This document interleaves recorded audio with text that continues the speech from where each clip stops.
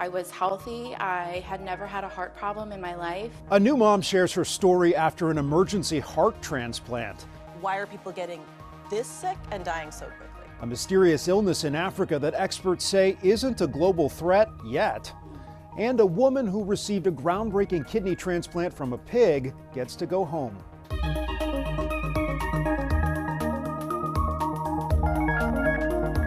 Welcome to Eye on Health, where we focus on stories that affect your physical and mental well-being. I'm Bradley Blackburn. We begin with the first measles death in the U.S. since 2015. Texas officials say the victim was a young child who was not vaccinated against the virus. The state health department is reporting more than 100 cases. It is the largest outbreak of this highly contagious disease Texas has seen in decades, and it has now spread to New Mexico, with cases also being found in several other states. Jared Hill has more. In Northwest Texas, the first confirmed measles death in the U.S. since 2015. An unvaccinated child here at Covenant Health in Lubbock. This is a big deal, and we have known that we've had measles in our community. We are now seeing a very serious consequence. Before the measles, mumps, rubella vaccine, known as MMR, was introduced in 1963, 400 to 500 people died from measles every year. That vaccine, after 2 doses, is preventing 99% of hospitalization and severe illness and death that would otherwise be expected in unvaccinated populations. President Donald Trump's new health secretary, Robert F. Kennedy Jr., who's been skeptical of vaccines, said his office is monitoring the outbreak. It's not unusual. We have measles outbreaks every year. But for Texas mom Caitlin Norris, whose 8-month-old daughter is showing all the symptoms despite a negative test. It's terrifying. I've read a lot of things about how children have seizures because of the high temperatures of their fevers and brain damage, and they die. Nationally, vaccinations have dropped since the COVID-19 pandemic, threatening herd immunity, seen by professionals as the key to preventing a measles outbreak. Jared Hill, CBS News.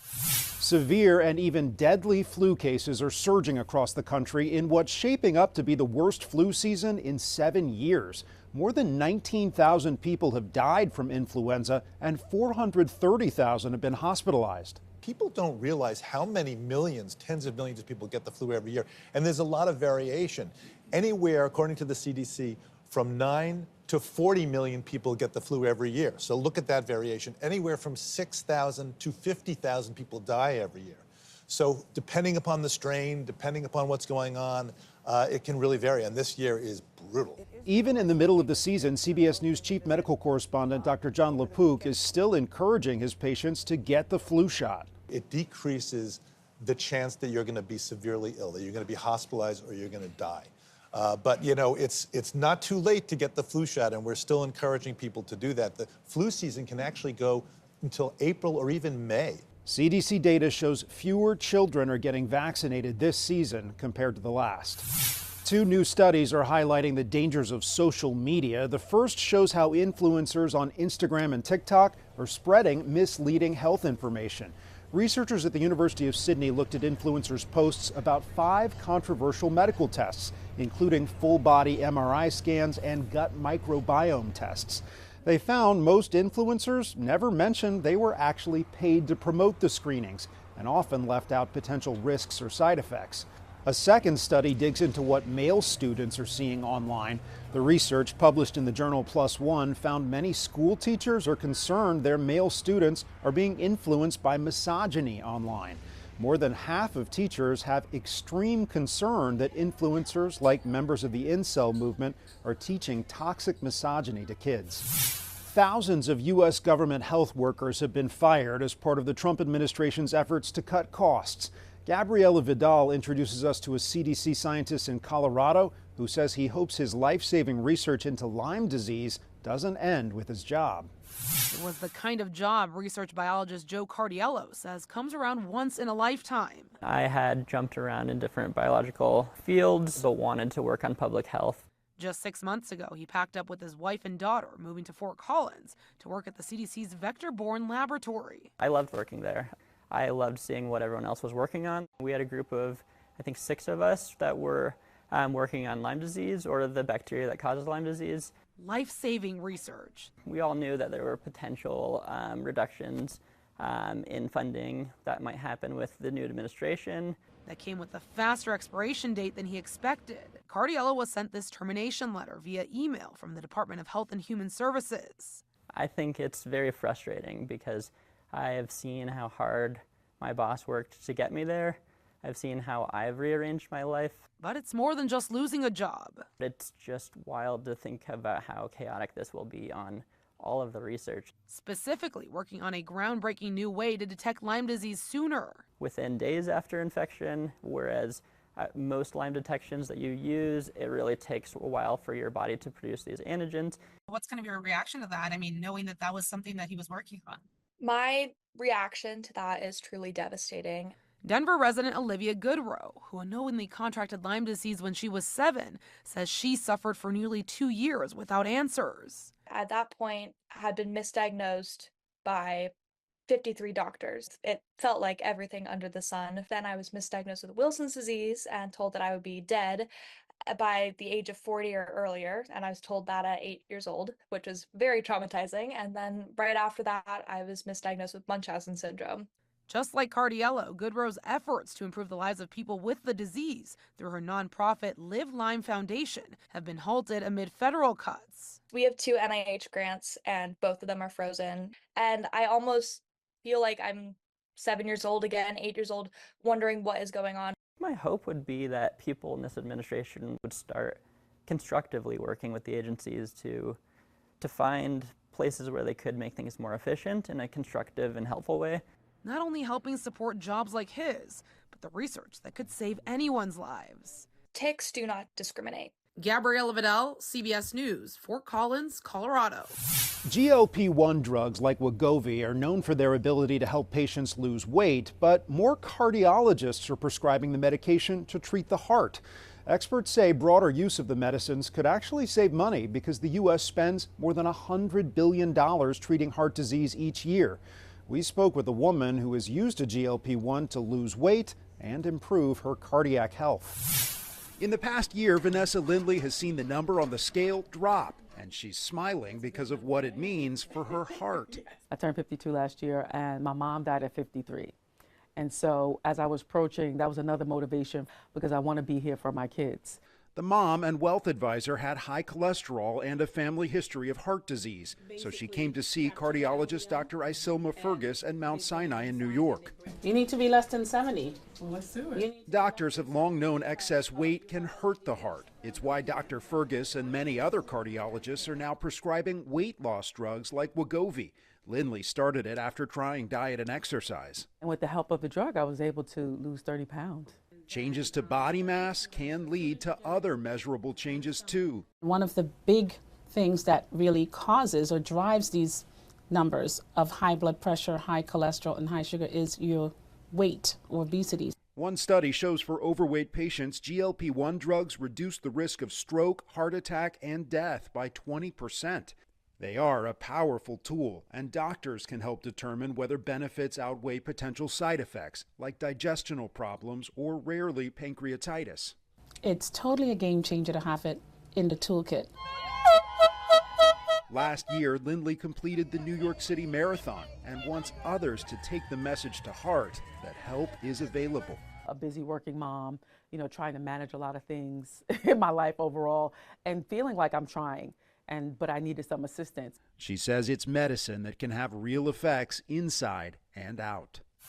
A mystery illness in Central Africa has killed more than 50 people. Some of them died within 48 hours of getting symptoms, which include uncontrolled bleeding and vomiting. So far, hundreds of cases have been reported in 2 separate villages in the Democratic Republic of the Congo. Right now, there are more questions than answers, but the illness could be linked to bats. So we are aware that some of the children who have been infected, who died, did eat a bat carcass. CBS News medical contributor Dr. Celine Gounder says testing has been negative for Ebola and coronavirus, but positive for malaria. That is somewhat reassuring if this is an outbreak of malaria. The question remains, why are people getting this sick and dying so quickly? Dr. Gounder says if it is malaria, it should be easy to contain in rural parts of Africa. The World Health Organization has a team on the ground. The Trump administration pulled the U.S. out of the WHO earlier this year. Coming up, blood donors can get a free health test from the American Red Cross and the big risk factors for our heart that many people aren't aware of.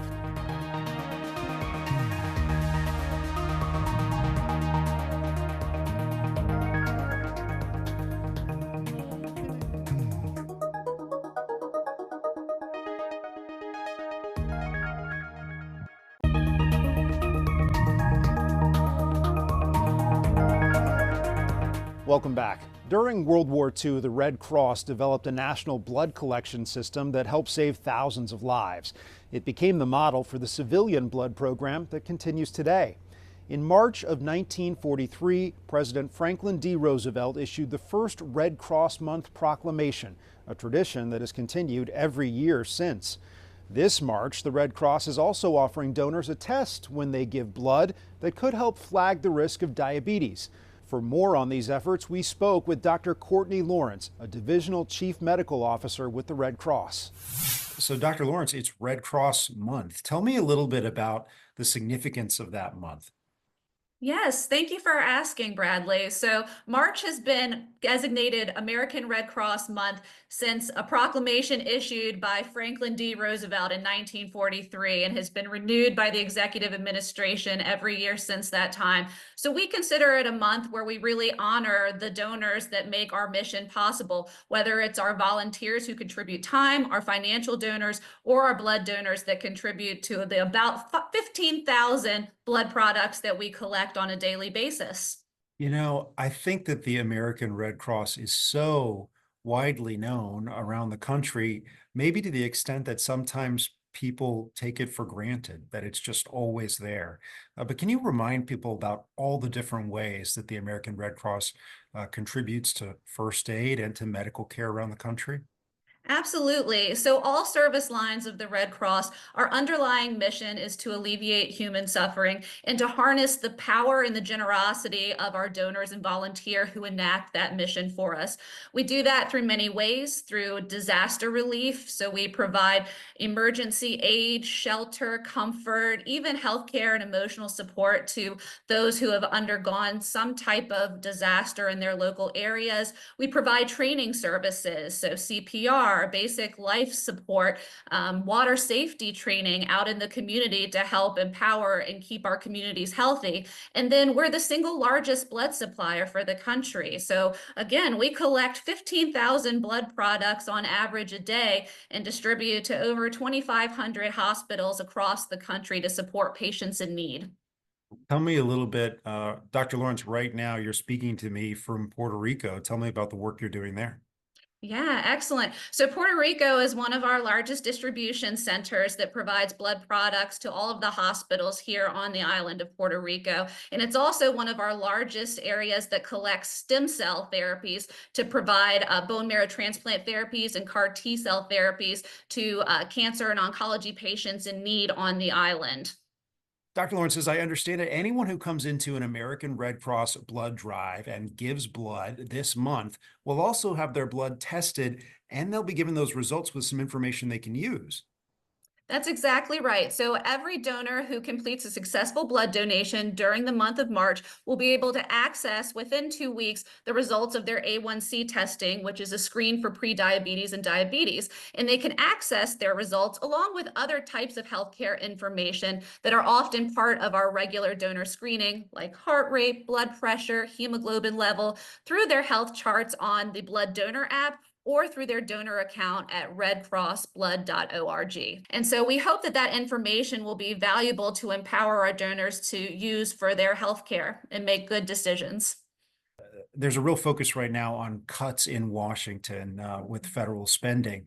Is that affecting the American Red Cross, and does it make donations even more important?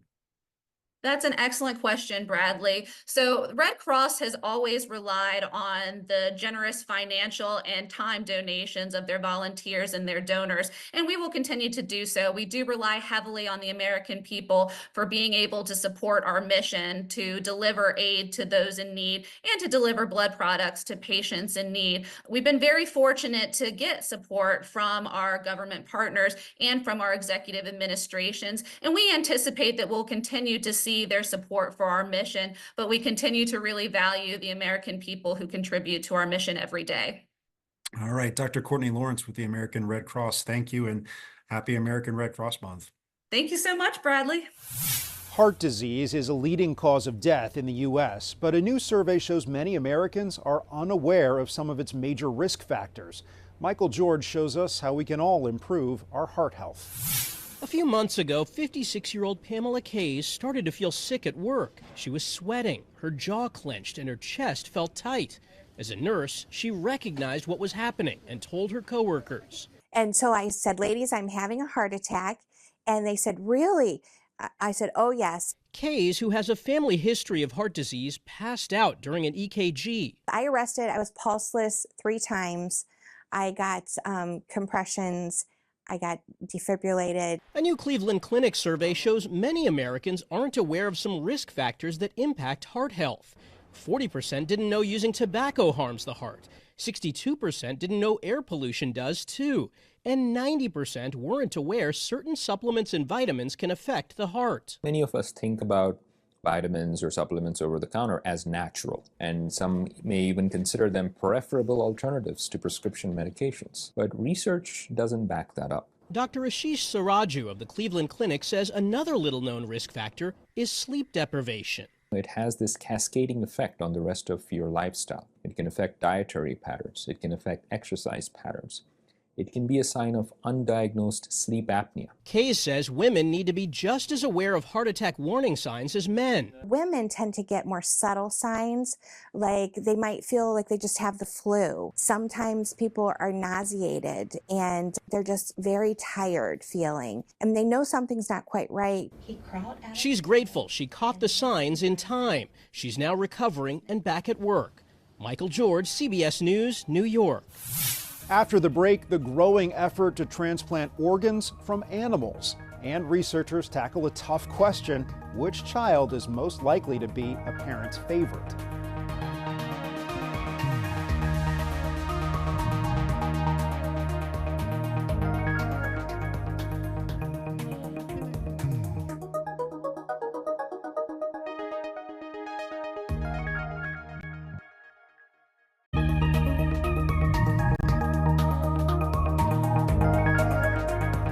Welcome back. Peripheral artery disease can lead to heart attack and stroke. The condition involves the buildup of plaque in the legs and affects black people disproportionately.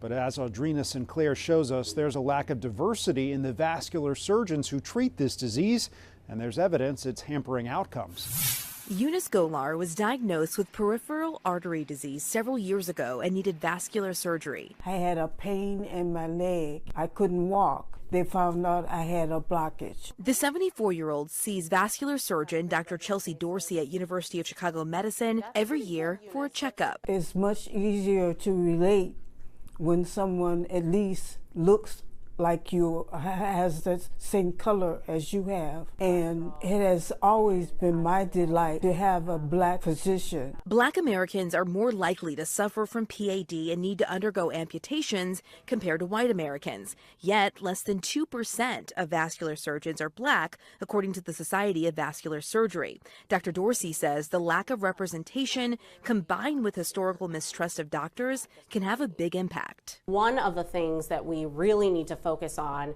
is ensuring that our vascular workforce is diverse and that it represents the patients that we're actually treating. She points to research that shows when doctors are the same race as their patient, patients are more likely to adhere to the doctor's recommendations. I'll often walk into the room when there is a Black patient. You can kind of see their body relax a little bit. And this is not to say that white doctors can't form that type of relationship, but sometimes it can be just a little bit easier to get to that kind of trusting relationship. Eunice encourages other patients to not ignore the symptoms. When you're having pain in your legs, you need to go have it checked out as soon as possible. Her exam looked good, so she will follow up with Dr. Dorsey in a year. Audrina Sinclair, CBS News, Chicago.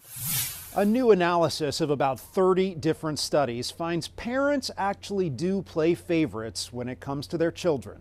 According to researchers at Brigham Young University, parents might show favoritism based on factors like gender, birth order, and a child's temperament. The study revealed both mothers and fathers tend to favor daughters slightly more than sons. It was done in Europe and North America. So we have to keep in mind that culture plays a big difference, because I know my Asian and South Asian friends will say, daughters, are you kidding me? No, their sons are their favorite children. Right? Psychiatrist Dr. Sue Varma offered advice for parents to help keep kids from feeling overlooked. Try to spend more one-on-one time if there's multiple children. It could literally be 15 minutes and just saying, let's go to the store to grab something. 15 minutes together, but personalized attention goes a long way. The study warns that children who feel less favored by their parents are more likely to struggle with their mental health and exhibit behavior problems at home or school. 3 months ago, Tawana Looney received a groundbreaking transplant at NYU Health. She has a new gene-edited kidney that came from a pig. Looney was recently able to go home to Alabama, grateful to be alive and excited to spend time with her grandkids. I'm blessed to have received this gift, a second chance at life. 25 years ago, Looney donated one of her own kidneys to her mother and later developed kidney failure herself from pregnancy complications.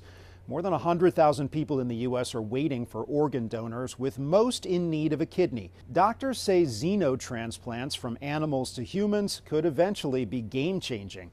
Looney's new kidney is called a U kidney, from a pig with 10 gene edits that makes the body less likely to reject the foreign tissue. The FDA recently authorized a new study of the U kidney, beginning with 6 patients with kidney failure and eventually expanding up to 50 participants. And our final story about a mom in Maryland is a reminder that heart disease can affect anyone. Shortly after giving birth, she started having symptoms that she thought were normal postpartum issues. But in reality, the new mom's heart was failing fast. Natalie Brand has more. Kristen King counts every day as a blessing. Life can stop at any point in time, and you never know when that will be.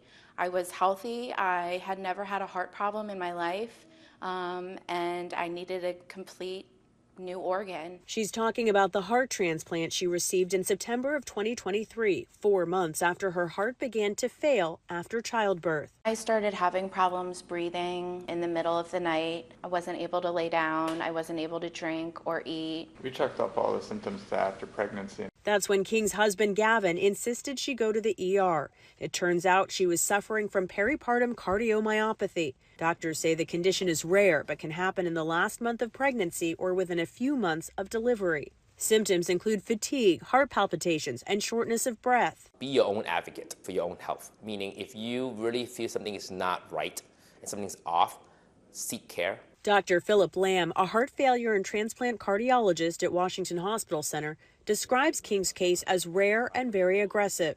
She remained hospitalized, her newborn Gage at home while she waited for a donor. 11 hours of surgery later, King had a new shot at life. She now wears a bracelet to honor her donor and all they've given her. Every day I just imagined my family and not being there for them and what their lives would be like. King is now about 1.5 years into what her family describes as a lifelong recovery. It's kind of surreal. Like I said, I have little moments that mean the world to me. Where's baby Gage? A fight she never expected, but one that's put everything in perspective. Natalie Brand, CBS News, Maryland. The gift of life for a mom who had just brought new life into the world. That's Eye on Health for this week. I'm Bradley Blackburn. Thanks for joining us, and be well.